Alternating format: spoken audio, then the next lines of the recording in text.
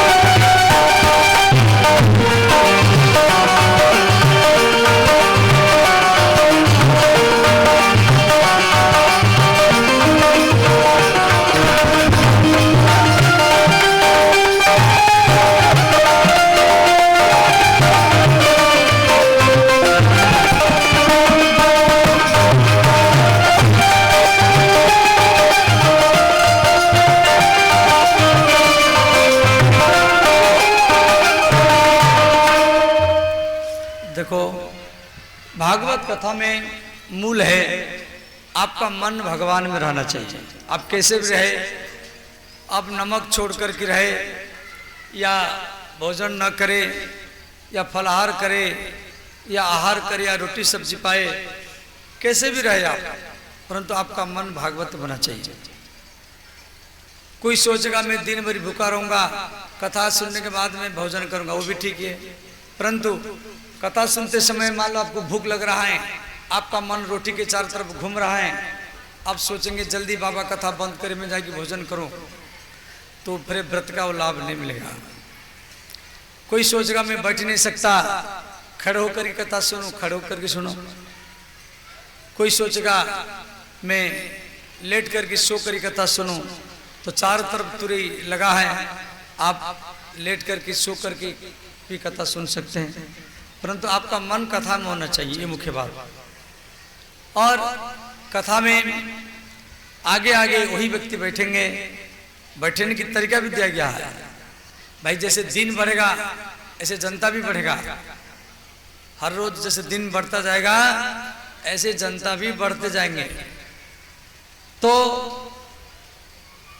आगे आगे वही बैठना चाहिए जो शिवलिंग के पूजा करके, जो देवघर में जल डाल करके, सिंहेश्वर में, वृंदावन, अयोध्या, काशी जा करके जिनका मन शांत हो गया, वो सब व्यक्ति आगे आगे बैठना चाहिए। बच्चे से वो पीछे बैठना चाहिए। कथा में बच्चे आगे नहीं बैठना चाहिए कि बच्चे हल्ला गुल्ला करते हैं। जो ब्राह्मण लोग, बड़े बूढ़े ब्राह्मण, बुद्धिजीवी ब्राह्मण, साधु सन्यासी, वो सब मंच के अगल बगल में बैठना चाहिए। जिन माताओं के गोदी में बच्चे, जिन माताओं के गोदी में छोटा बच्चा हो, उनको रास्ता के किनारे में बैठना चाहिए। क्यों? बच्चा कब रोएगा, उसकी रोने से अगल बगल में जो कथा सुन रहा है उसको बाधा पहुंचेगा, उस समय वो व्यक्ति को बाहर जाना पड़ेगा। इस प्रकार से कथा में कभी बाधा डालना नहीं चाहिए। कथा में जो बाधा डालता है उसके लिए भी व्यास जी कई श्लोक लिखे। कहाँ भी भगवान की कथा हो, भगवान की लीला हो, भगवान की कीर्तन हो, वहां कभी भी बाधा डालना नहीं चाहिए। अब ये महात्मा की कथा थी, जो 6 अध्याय की कथा हम लोग सुन चुके हैं। अब हम लोग भागवत में प्रवेश करेंगे, तो ये श्लोक पहले पाठ कर लीजिए, उसके बाद में इस श्लोक को पढ़ने से तभी हमको भागवत का लाभ मिलेगा।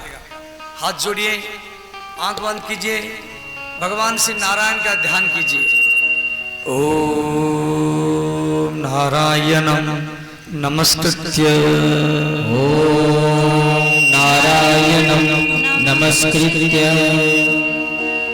ओम नारायणं नमस्कृत्य, ओम नारायणं नमस्कृत्य, नरं चैव नरोत्तमं, नरं चैव नरोत्तमं, नरं चैव नरोत्तमं, नरं चैव नरोत्तमं, देवीं सरस्वतीं व्यासं, देवीं सरस्वतीं व्यासं, देवीं सरस्वतीं व्यासं, देवीं सरस्वतीं व्यासं, ततो जयम् उदीरयते, ततो जयम् उदीरयते, ततो जयम् उदीरयते, ततो जयम् उदीरयते।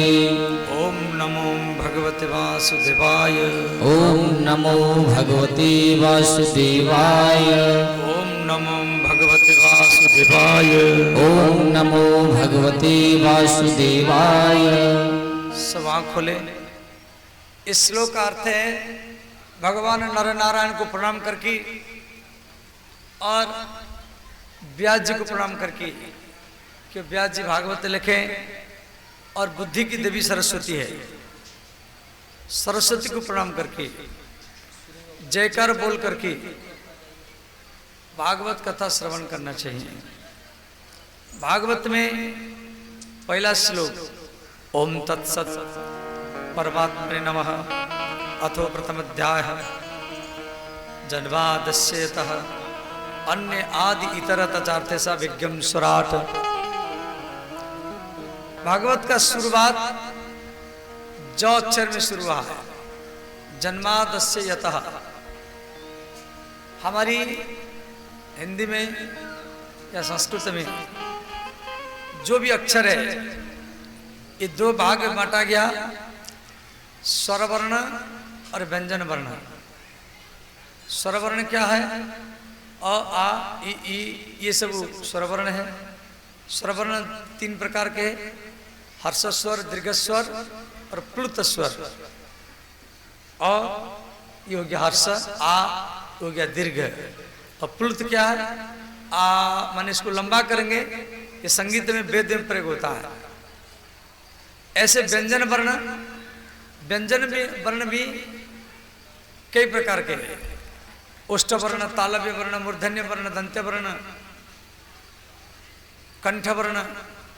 कंठ वर्ण जो कंठ से उत्पत्ति होता है, क ख ग घ य, ये कंठ से यहाँ से उत्पत्ति होता है। दंत वर्ण त थ द ध न, जो जीव दांत में टकराएगी, जीव जो दांत में टकराएगी तो ये 5 अक्षर की उत्पत्ति होगा। जिनके दांत नहीं है, जैसे दादा दादी हो, नाना नानी हो, जिनके दांत नहीं है या छोटा बच्चा हो, ये 5 अक्षर बोल नहीं पाएगा। जिसके दांत ना हो,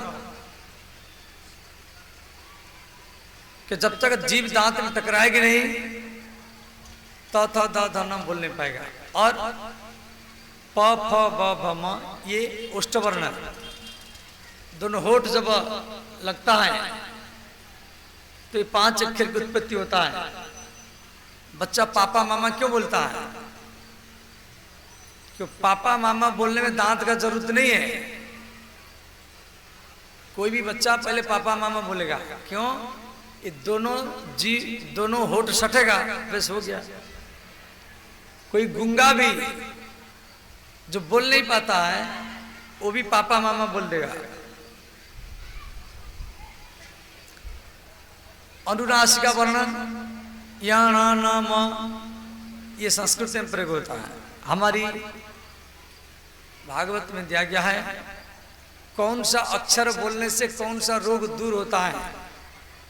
जैसे ओम त्र्यंबकम यजामहे सुगंधि पुष्टिवर्धनम उर्वारुक बंधनात् मृत्युर्मुक्षमामृतात् ओम ह्रूम जुम सह, ये जो अक्षर संस्कृत में दिया गया है ये रोगनाश का मंत्र है। आपको कैंसर है, ब्लड प्रेशर है, शुगर है, इन अक्षरों को बोलने से स्वतः ही रोग दूर हो जाएगा। हंग हनुमते नमः, एंग ह्रीं क्लीं चमुंडाय विच्छे।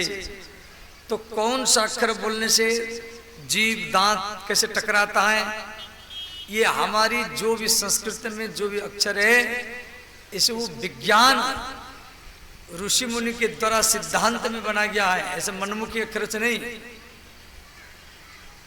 ऋषि परंपरा से अक्षर से बना हुआ है, शोधन करके श्री पाणिनि और बड़े बड़े ऋषि मुनि लिखे हैं। तो जौ को दग्ध वर्ण कहा गया। दग्ध माने टेंशन। व्यास जी 17 पुराण लिख चुके थे, फिर भी इनका मन उदास था, तो ये क्या किए, जो लिखे तो दग्ध वर्ण में जन्मादस्य यतः दग्ध वर्ण में शुरू किए।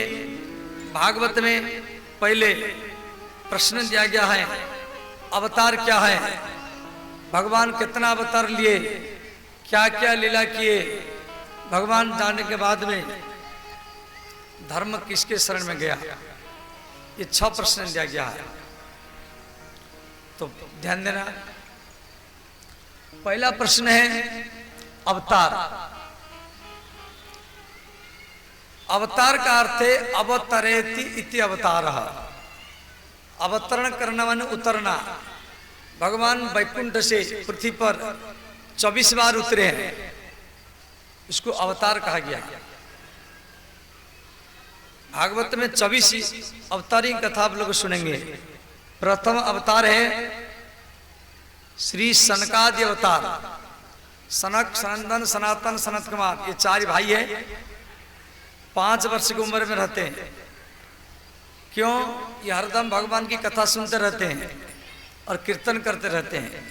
जो भगवान की कथा हरदम चिंतन करता रहता है, सुनता रहता है, उसके ऊपर कोई काल का प्रभाव नहीं पड़ता है। इसीलिए इनके ऊपर कोई काल का प्रभाव नहीं है और ये 5 वर्ष उम्र में रहते हैं। इनसे ये सनातन धर्म बना हुआ है। सनातन शब्द का अर्थ है जिसको मिटाने से न मिटे, जिसको मिटाने से न मिटे उसका नाम ही सनातन है।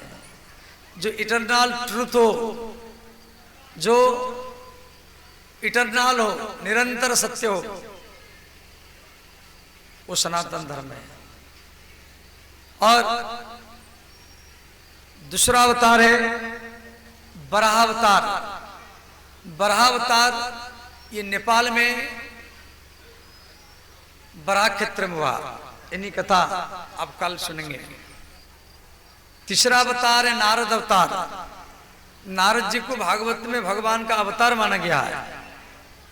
नारद माने नारम ज्ञानम ददाति इति नारद, जो समाज को ज्ञान भक्ति वैराग्य दे, जो इधर उधर दोनों का बात सुनकर के दोनों को मिला दे, जो इधर उधर दोनों का बात सुन करके दोनों को मिला दे, उसको नारद कहा जाता है। कुछ लोग नारद का उल्टा अर्थ करता है, जो समाज में फूट डालता है वो नारद। नहीं नहीं, ऐसा नहीं, जो समाज को मिलाता है।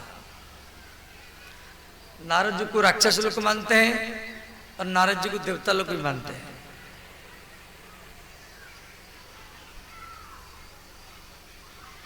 चौथा अवतार श्री नरनारायण माने बद्रीनारायण। बोले श्री बद्रीनाथ भगवान की जय। बद्रीनाथ आप गए होंगे, देखे होंगे, या नहीं गए तो आगे जाएंगे। बद्रीनाथ मंदिर हिमालय में है, उसके सामने एक तप्त कुंड है, हरदम गर्म पानी निकलता रहता है। वहां नरनारायण भगवान वहां तपस्या किए थे। वहां माँ लक्ष्मी बद्री माने बेर के पेड़ में इनको छाया की थी, इसलिए नाम पड़ा बद्रीनारायण। पांचवा अवतार कपिल अवतार, जो गंगा सागर में आज भी तपस्या करते हैं। इन्हीं कथा आप कल सुनेंगे। छठवां अवतार दत्तात्रेय अवतार। दत्तात्रेय अवतार त्रयण दत्त, सत्य अनुसुया के पुत्र के रूप में भगवान दत्तात्रेय जन्म लिए थे। इनकी 3 मस्तक है, ब्रह्मा विष्णु शिव, तीनों इनका पुत्र बने थे अनुसुया के गर्भ से। 7वां अवतार यज्ञ अवतार, जो आप यज्ञ करते, प्राणाय स्वाहा पानाय स्वाहा व्यानाय स्वाहा समानाय स्वाहा इंद्राय स्वाहा इदम इंद्राय नमः वरुणाय स्वाहा इदम वरुणाय नमः, ये जो स्वाहा स्वाहा करते हैं, ये स्वाहा अग्नि के पत्नी है। देवता लोग अग्नि के पत्नी के मुख से भोजन करते हैं। आप अग्नि को खिलाओ, वो भोजन देवताओं को मिल जाएगा। और 8वां अवतार ऋषभदेव अवतार। यह हमारा सनातन धर्म के 8वां अवतार है, परंतु जैन धर्म के ये प्रथम अवतार है। इनसे जैन धर्म का उत्पत्ति हुआ। और 9वां अवतार श्री पृथ्वी अवतार, भगवान पृथु। 10वां अवतार मछली अवतार। भारत के केरल में भगवान मछली का रूप बनाए थे, इसलिए भगवान का नाम पड़ा मत्स्य नारायण। बोले श्री मत्स्य नारायण भगवान की जय। केरल में जगत गुरु शंकराचार्य जी का भी जन्म स्थान है, और केरल में मत्स्य नारायण भगवान का मंदिर भी है। और 11वां अवतार कच्छप अवतार। जब आप देवघर जाते हैं, देवघर के रास्ता में मंदार पर्वत पड़ेगा, बांका जिला में पड़ता है। ये जो मंदार पर्वत को भगवान पीठ में धारण किए थे और कछुआ का रूप बना करके। देखो, संसार में कछुआ एक ऐसा जीव है, 1 मिनट में 3 बार सांस लेता है, 200-300 साल तक जिंदा रहता है। कुत्ता 1 मिनट में 24-25 बार सांस लेता है। गधा 27 बार।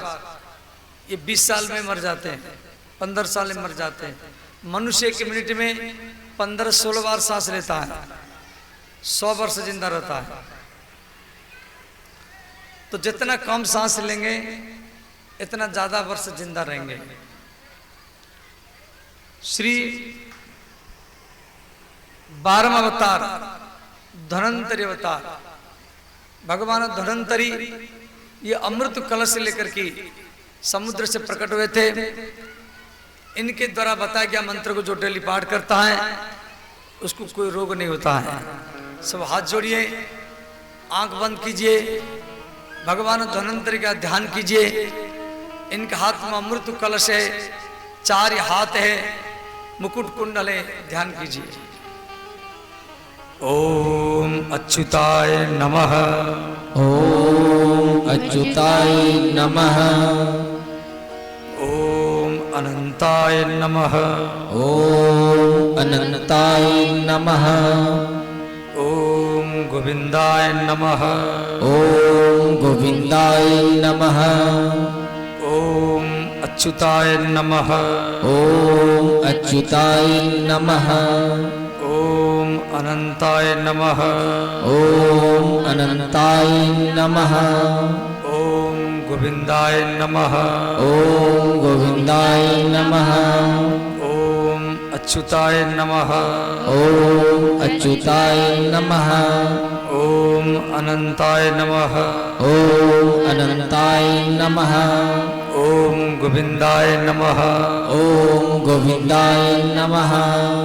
सब आँख खोले। इनका द्वारा ये बताया गया मंत्र डेली 5 बार पाठ करना चाहिए। आप कोई भी रोग हो, ये डेली पाठ करने से सारा रोग दूर हो जाता है।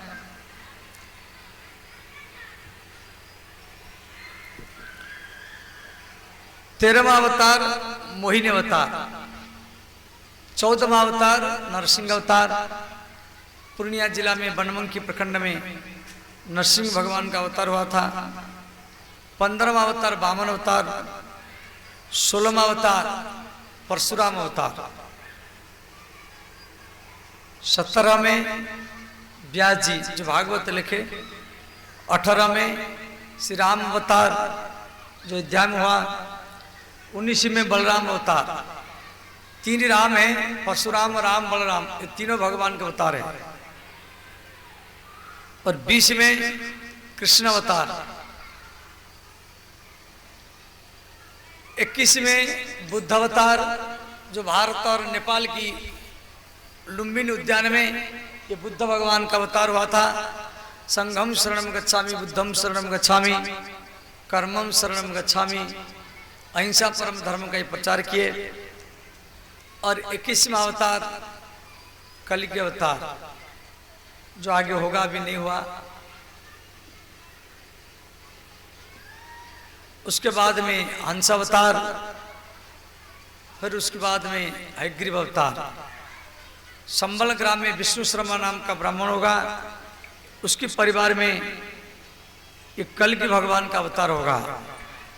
तो जब धर्म का पतन हो, अधर्म का उत्थान हो, यदा यदा ही धर्मस्य ग्लानिर्भवति भारतम, यदा यदा ही धर्मस्य, whenever the righteousness are decreasing on earth place and unrighteousness are increasing, at that time the supreme power appeared in earth place. यदा यदा ही धर्मस्य ग्लानिर्भवति भारतम अभ्युत्थानम अधर्मस्य तदात्मना सृजाम्यहम्। इसका अनुवाद गीता में दिया गया, ये रामचरितमानस में। जब जब होई धर्म की हानि, बाढ़े असुर धम अभिमानी। राम सिया राम जय जय राम। राम सिया राम जय जय राम। तब तब प्रभु धरि विविध शरीरा, हरहि कृपा निधि सज्जन पीरा। राम सिया राम जय जय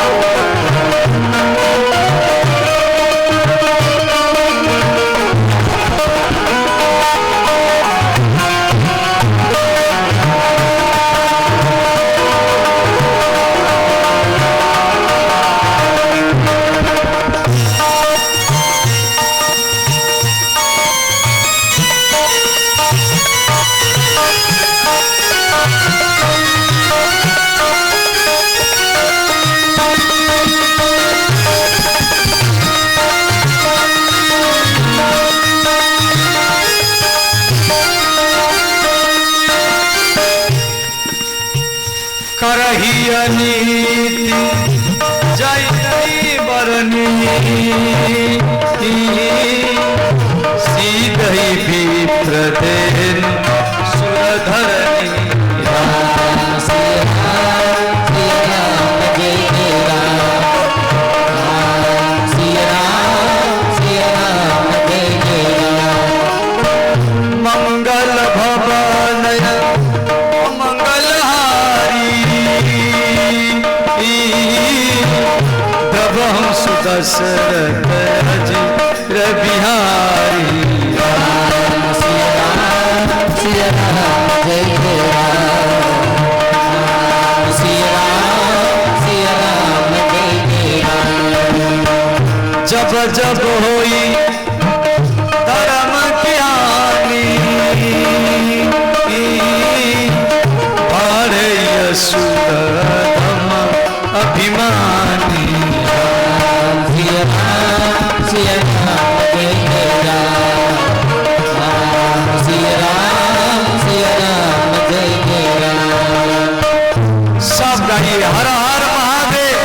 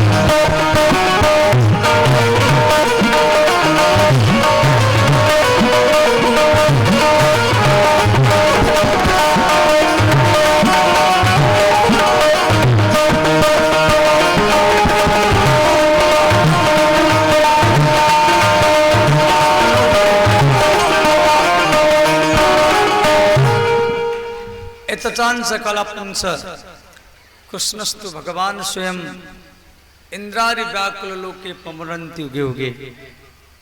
इस संसार में प्रत्यक्ष भगवान आपके माता पिता है। जिसको अपने माता पिता में भगवान का दर्शन नहीं होता है उसको किसी भी मंदिर में भगवान का दर्शन नहीं होगा। जो माता पिता आपको जन्म दिए, पालन किए, इतना बड़ा किए, आपकी भी कर्तव्य है अपने माता पिता की सेवा करना चाहिए। और माता पिता वृद्ध है, उनके चरण दबाना, पंखा करना, ठंडी में गर्म पानी में नहाना, गर्मी में ठंडा करना, लैट्रिन बाथरूम में है तो किवाड़ के पास में खड़े रहना, कि बहुत बूढ़ा बूढ़ी लैट्रिन में गिर जाते हैं। और आप अपनी पत्नी के पास रहते रहिए, फिर भी कभी कभी वृद्ध माता पिता के पास में बैठना करो। पत्नी रूठ जाएगी, आपको भूखा रहना पड़ेगा, परंतु माँ कभी बच्चा को भूखा नहीं रखती है। आप अपनी पत्नी के हाथ से कितना भी भोजन पाओ, पेट तभी भरेगा जब आप अपनी माँ के हाथ से भोजन करें। आपको ठंडी में, गर्मी में कैसा भोजन चाहिए, आपकी माँ बना करके आपको खिलाएगी। इसीलिए सबको अपने माता पिता की सेवा करना चाहिए। वृद्ध माता पिता है, कभी रसगुल्ला खिलाओ, कभी फल मूल खिलाओ।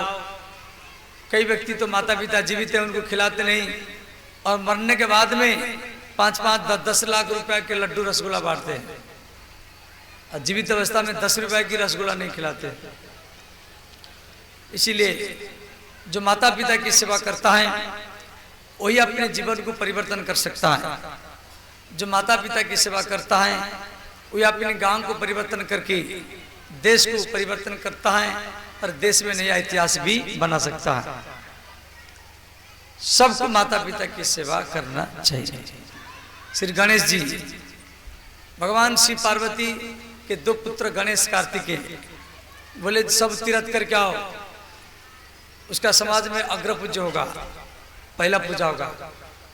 तो कार्तिकेय जी मयूर के ऊपर बैठ के चले गए, परंतु गणेश जी क्या किए, शिव पार्वती के चारों तरफ परिक्रमा किए, फूल चढ़ाए, प्रणाम किए। भगवान शिव पार्वती गणेश जी को प्रश्न किए, तेरा भाई कार्तिक है सब तीर्थ करने के लिए गया और आप हमारी चारों तरफ घूम रहे हैं। गणेश जी बोले पिताजी, ये गंगा यमुना काशी ये सब तीर्थ है, परंतु माता पिता तीर्थ नहीं महातीर्थ है, इसलिए मैं आपके चारों तरफ परिक्रमा किया। भगवान शिव मोहर लगा दिए, आज के बाद में किसी भी देवता का पूजा होगा तो पहले गणेश जी का पूजा करना पड़ेगा। और तभी वो पूजा स्वीकार होगा। तो माता पिता के भक्ति करके श्रवण कुमार, भगवान परशुराम, भगवान राम, श्री राम की बात लाइए। समाज में भगवान कई अवतार लिए, परंतु राम और कृष्ण का उत्सव रामनवमी, कृष्ण जन्माष्टमी क्यों मनाया जाता है? इसी कारण मनाया जाता है कि राम अवतार में भगवान माता पिता के बात को, कृष्ण में भगवान यशोदा मैया की जो भक्ति किए और वो प्रभाव समाज में पड़ा। भगवान राम 14 वर्ष वन में रहे और 14 वर्ष तक वो किसके घर में नहीं गए।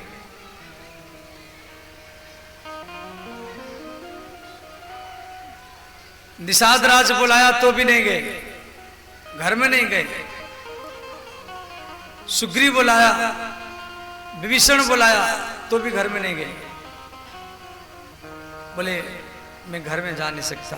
निषाद राज खाट लाया, तकिया लाया, राम जी बोले नहीं नहीं मित्र, मैं पेड़ के नीचे रहूंगा। भगवान राम 14 वर्ष तक किसी के घर में नहीं गए। तो आम जनता होली दिवाली में, छठ पूजा में, नवरात्र में खीर पुआ पूरी सब्जी पाते थे। राम जी जंगल में भूखे रहते थे।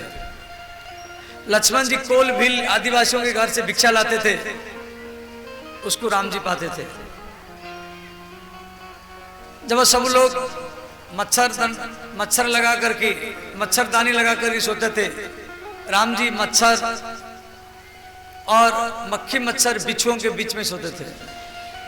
रात्रि के प्रथम प्रहर में जब हर घर घर में दीपक, लालटेन, डिबिया, लाइट जलता है, राम जी घोर जंगल में अंधेरे रात में रहते थे।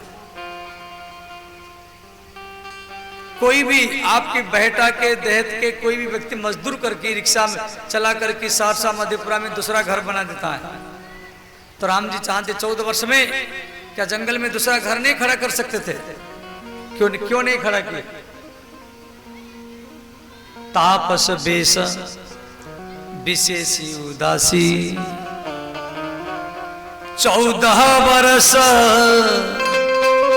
राम बनवासी।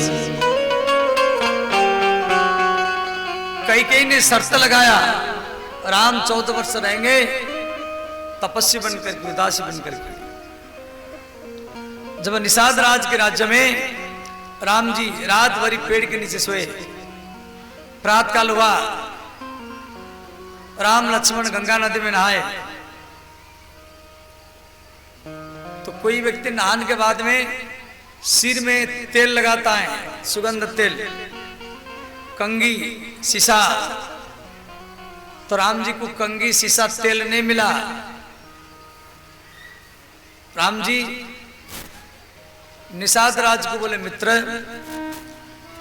थोड़ा सा बरगद पेड़ की दूध लाइए।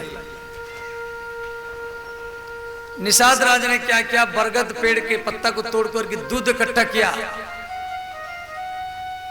और राम जी को लाके दिया। राम जी लक्ष्मण को बुलाए, बोले भैया लक्ष्मण, ये 14 वर्ष तक कंगी, सीसा, तेल कहां से आएगा? एक केस को जटा बना दिया जाए। तो राम जी अपने हाथ में लक्ष्मण के केस को जटा बनाए, अपने हाथ में। फिर उसके बाद में अपना केस को जटा बनाए। निषाद राज देख करके रोने लगा। रामचरितमानस में गोस्वामी तुलसीदास जी लिखे हैं, हो तो प्रात बट क्षीर मगाबा, हो तो प्रात बट क्षीर मगाबा, हो तो प्रात बट क्षीर मगाबा, हो तो प्रात बट क्षीर मगाबा। हो तो प्रात, प्रात माने सवेरा, बट माने बरगद पेड़। हो तो प्रात बट क्षीर मगाबा, हो प्रात बट क्षीर मगाबा। अनुज, अनुज बोलते छोटे भाई को और अग्रज बोलते बड़े भाई को। अनुज माने लक्ष्मण, अग्रज माने राम। अनुज सहित निज जटा बनावा, अनुज सहित निज जटा बनावा, अनुज सहित निज जटा बनावा, अनुज सहित निज जटा बनावा। मंगल भवन अमंगल हारी, मंगल भवन मंगल हारी, प्रभहंस दशरथ अजीर बिहारी, प्रभहंस दशरथ अजीर बिहारी।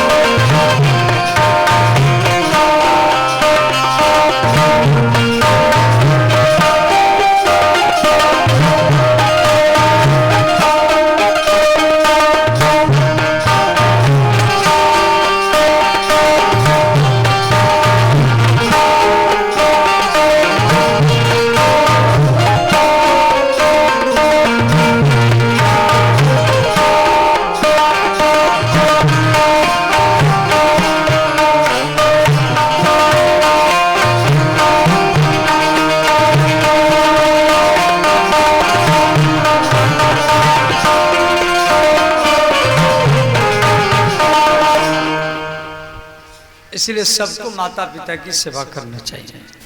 श्री सरस्वती नदी के किनारे में भगवान व्यास बैठे हैं। देखो व्यास जी की जो जन्म है वो भी विलक्षण है। पराशर पुत्र व्यास, व्यास माने विस्तार करना। जो पुराण का विस्तार किया हो, वेद का विस्तार किया हो, उसको व्यास कहा जाता है। श्री व्यास जी सरस्वती नदी के किनारे बैठे, वहां पर नारद जी आए। तो नारद जी व्यास जी को बोले, व्यास आप भागवत लिखिए, भागवत लिखने से आपका मन का दुख दूर होगा।